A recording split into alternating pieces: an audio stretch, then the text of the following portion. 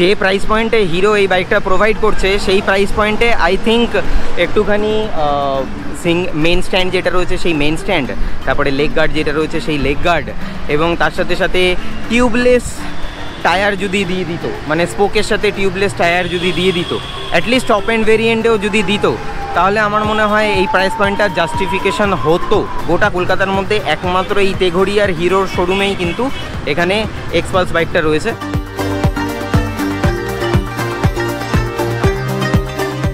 তুলসী পাতা লবঙ্গ দিয়ে চা, লবঙ্গ দারচিনি তারপরে তুলসী পাতা মিছিরি এই সমস্ত দিয়ে ওই কাড়া বানিয়ে মা আমাকে খাওয়াচ্ছে। কোনো রকমভাবে কাশিটা এত বাজেভাবে শুকিয়ে গেছে, কফ উঠছে, আবার কিছু কিছু সময় যখন আমি শ্বাস নিচ্ছি তখন এই জায়গাটা কেমন একটা ঠান্ডা হয়ে যাচ্ছে, কেমন একটা টান টান ভাব লাগছে, মানে অদ্ভুত এই ধরনের মানে ড্রাইনেস এবং ড্রাই কফ আমার কোনো দিনও হয়নি আমার লাইফ টাইমে। আমি বলেও বোঝাতে পারবো না যে কি চলছে এখন। তো যাই হোক, আগের থেকে অনেকটা বেটার, মানে মৃগাঙ্কদার ইভেন্টটা TWM-এ যে ইভেন্টটা হয়েছিল সেই ইভেন্টটা করে আসার পর থেকে অনেকটা বেটার। মাঝখানে শরীরটা সত্যি ডিটোরিয়েট করেছিল, যার জন্য আমি আর ক্যামেরায় হাত দেইনি। এখন আপাতত বেশ কিছুটা আমি ঠিক আছি। Welcome back to my channel everyone. I hope you guys are doing stupendous fantabulously fantastical. একদম অ্যাজ ইউজুয়াল আমার ডেলি রুটিনের মতো এখনও অবধি এই জিনিসপত্র আমাকে চালিয়ে যেতে হবে, কিছু করার নেই। আর ভালোও লাগে খেতে, সকাল সকাল ঘুম থেকে উঠে এই জিনিসটা খেতেও ভালো লাগে। প্রকৃতির ডাকে এবার সাড়া দিতে যেতে হবে। ফিরে আসছি, প্রচুর কথা আছে। তোমাদেরকে থ্যাংক ইউ সো মাচ যে তোমরা এতটা পরিমাণে উৎসাহ দেখিয়েছো আমার সাথে রাইডে যাওয়ার জন্য, এবং তার সাথে সাথে যারা যারা রাইডে গেছো তারা তো প্রচণ্ড পরিমাণে এনজয় করেছো। এই TWM-এর যে ট্র্যাকে আমরা গেছিলাম, মৃগাঙ্কদার ট্র্যাকে, তো সেখানে আমরা স্কিল ডেভেলপমেন্টের কাজ হিসাবেই আমরা গেছিলাম। যারা যারা যেতে পারোনি তাদেরকে বলছি মন খারাপ করো না, এরপরে নেক্সট আমি যদি কোনো কিছু প্ল্যান করি তাহলে অতি অবশ্যই কিন্তু তোমরা জয়েন করো, এবারে কিন্তু মজা হবে। এরপরে আমি চেষ্টা করব যে কোনো রকমভাবে যদি একদিনের কোনো স্টে নিয়ে এরকম কোনো ছোট একটা জায়গা যাওয়া যেতে পারে, তাহলে কি হবে, আমরা গেলাম, এনজয় করলাম, একটা রাত্রি কাটালাম, কাটিয়ে তারপরে আবার পরের দিন আমরা ব্যাক করে চলে আসলাম, বা আরও একদিন স্টে করে আমরা ব্যাক করে চলে আসলাম। তো এই সমস্ত আপডেট যেগুলো রয়েছে সেই সমস্ত আপডেটগুলো কোনো ভ্লগে বা ইনস্টাগ্রামের স্টোরিতে আমি কিন্তু তোমাদেরকে দিয়ে দেবো। আর তোমরা অনেকেই বলেছো যে দাদা লং রাইডে আমাদেরকে নিয়ে চলো, লং। এবার দেখো একটা জিনিস আমি যেটা বিলিভ করি, আমার রাইডিং যে প্যাটার্ন, আমার যে রাইডিং ফ্রিকোয়েন্সি, বা আমি যেভাবে রাইড করি সেইভাবে সেই প্যাটার্নে রাইড করতে গেলে মানে একটু কিন্তু প্রবলেমেটিক আছে। যারা যারা আমার সাথে রাইড করতে চাইছো তাদের রাইডিং প্যাটার্ন আমি জানি না, তোমরা আমাকে ভিডিওতে দেখেছো, আমি কিভাবে রাইড করি সেটা চাক্ষুষ দেখোনি। তো সেই জিনিসটার জন্য ছোটোখাটো করে যদি আমরা এরকমভাবে শুরু করি যে ছোটোখাটো রাইড করলাম, সেক্ষেত্রে আমার মনে হয় তুমিও আমার রাইডিং প্যাটার্নটা বুঝতে পারবে, আমিও তোমাদের রাইডিং প্যাটার্নটা বুঝতে পারবো, এবং সময়ের সাথে সাথে এই জিনিসগুলো করতে করতে যখন আমাদের এই তালমিল ফ্রিকোয়েন্সিটা বসে যাবে তখন কিন্তু আমরা একটা লম্বা প্রোগ্রাম আমরা করতে পারি। কিন্তু তার আগে করাটা আমার মনে হয় ব্যক্তিগতভাবে উচিত হবে না, কারণ কার রাইডিং প্যাটার্ন কীরকম সেটা না আমার জানা আছে, না গ্রুপে যখন তুমি অন্য কারোর সাথে রাইড করবে, ধরো সুমিতদার রাইডিং প্যাটার্ন কি দেবদত্ত জানতো, বা দেবদত্ত রাইডিং প্যাটার্ন কি সুমিতদা জানতো, এটা আমি বোঝাতে চাইছি। এই হচ্ছে বিষয়। সেটা যদি হয়ে যায় তারপরে তো দারুণ হবে, দারুণ মজা হবে। মজার বিষয়ে আরও একটা হলো গিয়ে তেঘড়িয়াতে হিরোর যে একটা নতুন শোরুম খুলেছে সেই শোরুমটা আমার জানাই ছিল না। আর তেঘড়িয়াতে হচ্ছে এখানে উল্টো দিকে হচ্ছে উমা হসপিটাল রয়েছে, ঠিক তার উল্টো দিকে এইখানে হচ্ছে হিরোর শোরুম রয়েছে। টুয়ার্ডস হচ্ছে এয়ারপোর্ট, এইদিকে এয়ারপোর্ট, আর ঠিক এই দিকে পড়বে হচ্ছে Ultadanga. Here it is Xpulse 210-4V। এটা হচ্ছে টপ এন্ড ভেরিয়েন্ট। ইনিশিয়ালি দেখে কিন্তু আমার কিন্তু ভীষণই ভালো লেগেছে। এই হচ্ছে হিরোর শোরুম, হিরো প্রিমিয়া, আর সামনে দাঁড়িয়ে রয়েছে হচ্ছে এক্সপালস। এই হচ্ছে টোটাল এক্সপালসের লুক। সবার আগে আমি যদি তোমাদেরকে চাবিটা দেখাই, চাবিটা কাইন্ড অফ দেখতে লাগছে এরকম।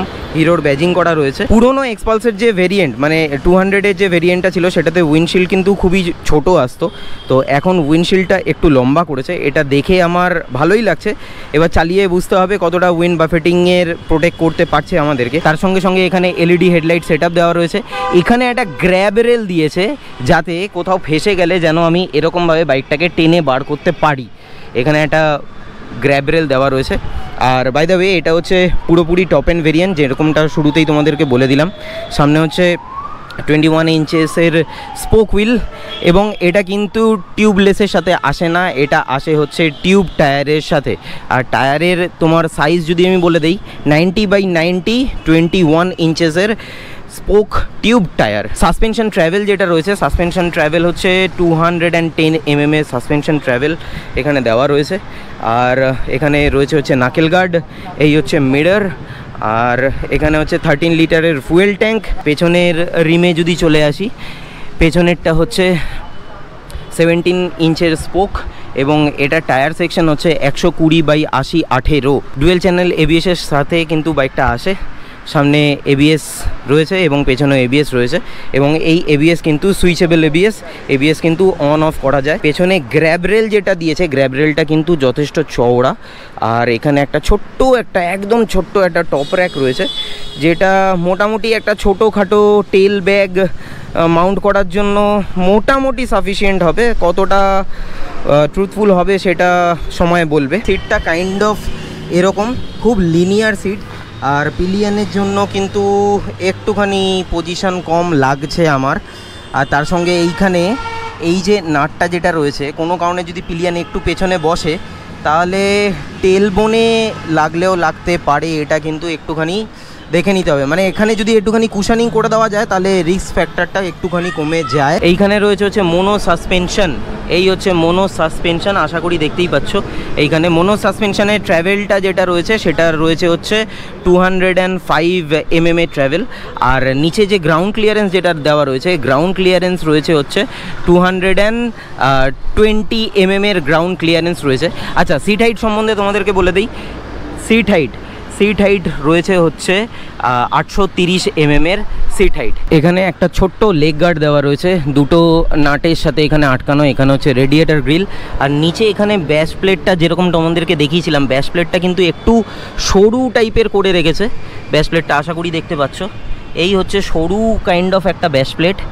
আর এখান থেকে কিন্তু এই জায়গা থেকে ইঞ্জিনের পুরো কিন্তু নেকেড পোর্শন যেটা রয়েছে সেটা কিন্তু দেখা যাচ্ছে। মানে কোনো কারণে পাথর এখান থেকে ছিটকে এখানে হিট করতে পারে, তো এই জায়গাটা যদি গার্ড দিয়ে দিত তাহলে আই থিঙ্ক এটা একটু বেটার হতো। এখানে সিঙ্গেল স্ট্যান্ডের সাথেই কিন্তু বাইকটা আসে, মেন স্ট্যান্ড মানে ডাবল স্ট্যান্ড কিন্তু এই বাইকে আসে না। এবারে আসি heart of the machine, that is engine হচ্ছে 210 সিসির ইঞ্জিন DOHC। আর এটা কিন্তু 9250 RPM এ 24 bhp পাওয়ার প্রডিউস করে, এবং যেটা কিন্তু পুরনো এক্সপালস যেটা রয়েছে সেই পুরনো এক্সপালসের তুলনায় 4 bhp বেশি, 7250 RPM এ 20 নিউটন মিটার টর্ক কিন্তু প্রডিউস করে, যেটা পুরনো এক্সপালসের তুলনায় 3 নিউটন মিটার টর্ক কিন্তু বেশি। 6 স্পিড গিয়ার বক্সের সাথে আসে হচ্ছে এক্সপালস 210।